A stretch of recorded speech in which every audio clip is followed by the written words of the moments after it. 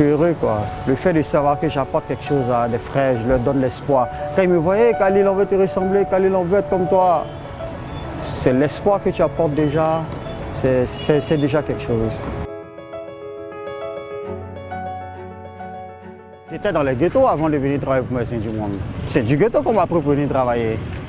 Je menais des activités bénévoles en direction des personnes, des consommateurs, des prisonniers. On m'a formé sur la réduction des risques, on m'a formé sur les pratiques, sur les règles, tout ça, tout ça. Je ne me suis pas senti dépaysé, je suis toujours dans mon environnement, dans mon élément. La preuve en est, après le boulot, je suis au couloir, quoi. Si vous n'êtes pas un communautaire, si vous n'avez pas un lien avec la communauté, si vous n'êtes pas un père, il est difficile d'accéder à la communauté. C'est un milieu assez caché, un milieu assez compliqué à cause du contexte national, pour ne pas dire international. La consommation est répréhensible en Côte d'Ivoire jusque-là.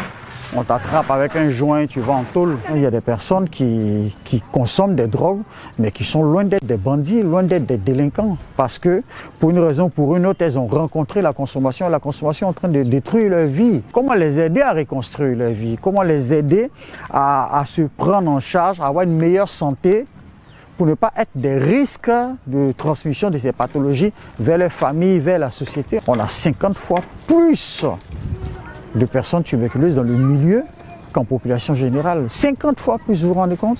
C'est dû à quoi? C'est dû au fait que quand ceux qui sont censés prendre en charge, accompagner, ne voient pas les aider comme des malades, mais ils les voient plutôt comme des criminels, comme des bandits. Un malade, sa place, c'est pas en prison. Un malade, sa place, c'est à l'hôpital. Quand le projet est arrivé, les autorités au début doutaient un peu de la pertinence du projet. On nous a traités d'inciter à la consommation, d'être complices au lieu de venir faire arrêter les gens à la consommation. De toute façon, les gens se tapent déjà.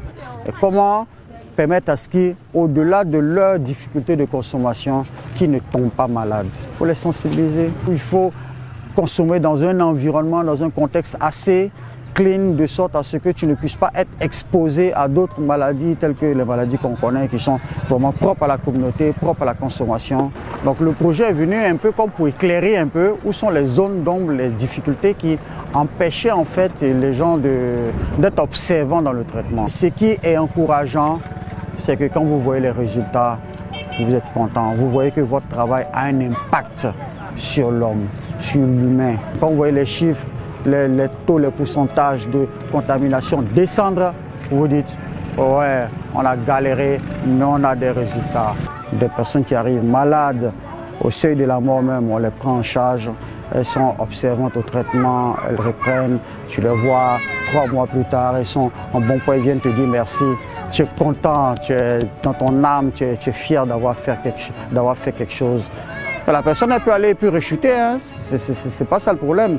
Mais elle a vécu une expérience de changement, elle a vécu une expérience de confiance. On lui a fait confiance à la personne. On est fier aussi de porter ce maillot, quoi. On le porte avec fierté. Moi je suis un communautaire. Merci à la part de la communauté. Voilà, Khalil, je vous dis merci à tous.